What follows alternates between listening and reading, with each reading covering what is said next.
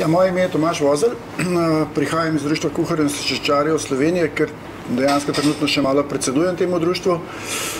Drugače pa že svojih, 35 let kuhar in z nekaj izkušnjami, no tako, v tem smislu.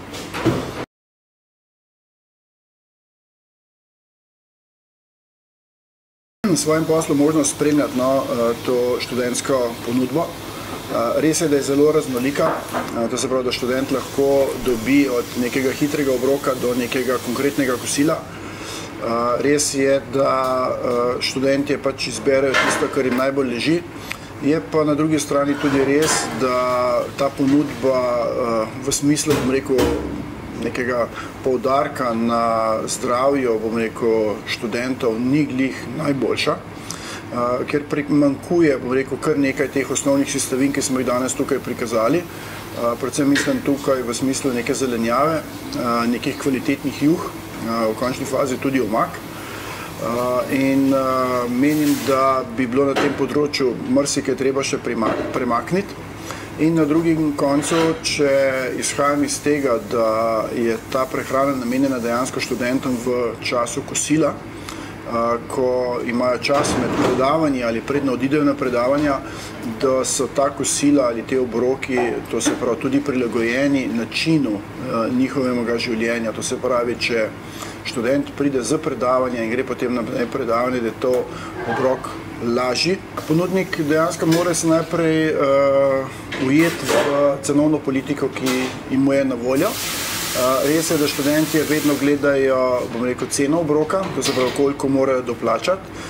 Je pa med njimi tudi že precej zaveščenih, ki jim je pomemben obrok. To se pravi, da zdaj ponudniki študentske prehrane plujejo nekje v sredini in morajo poskrbeti, da zadostijo, bom rekel, tem osnovnim potrebam.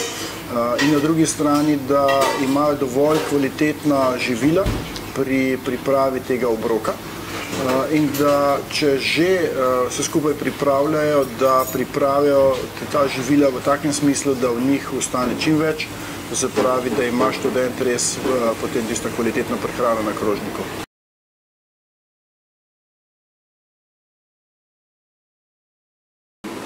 Ja, s to predpripravljeno in pripravljeno hrano je včasih težko. Danes sicer, bom rekel, industrija že zelo dobro pripravlja te obroke. To se pravi, velika večina jih je nekje v vakuumu že počasi kuhana ali pripravljena tudi v zamrzani obliki, kar pomeni, da vsa ta živila nimajo veliko konzervansov ali praktično so pripravljena brez konzervansov. Veliko se danes dela tudi na tem, da vsa ta živila, ki so pripravljena, vsebujejo dejansko sveža zelišča ali začimbe. Res pa je na drugi strani tudi, da kuharji izkoriščajo, bom rekel, določene produkte, ki dajejo boljši okus, s tem, da pač niso toliko domisleni pri svojih zeliščih in začimbah. Tukaj je treba biti pa dejansko pozoren in ne pretiravati s temi zadevami ali pa po možnosti, če se le da, jih tudi izključiti iz svoje kuhinje.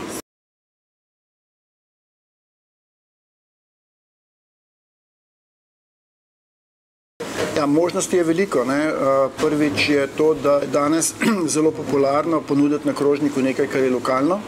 Sploh generacija, ki zdaj prihaja, to se pravi zdajšnji študenti, skrbijo v bistvu za, recimo temu, planet in okolico in jim veliko pomeni, kakšna živila imajo na krožniku in od kje prihajajo, to se pravi, da zagotovimo nek izvor živil, da je sestava na krožniku temu tudi primerna, to se pravi, danes marsikatero dekle že pogleda tudi energetsko vrednost.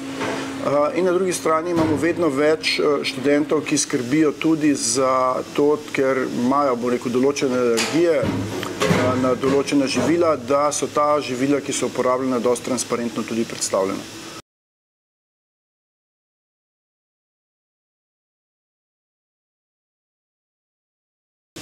Ja, mislim, da če bodo gostinci spoštovali ta navodila, ki jim sedaj predstavljamo in bodo študentje videli ta znak, predvidevam, da bo nekje objavljen, to se pravi zdaj na vratih ali na kakšni spletni strani, da bodo to, bom rekel, z veseljem izkoristili, ker bojo imeli, bom rekel, recimo neko tako marketinško zadevo, ki bo zagotavljala sigurnost in neko kvaliteto.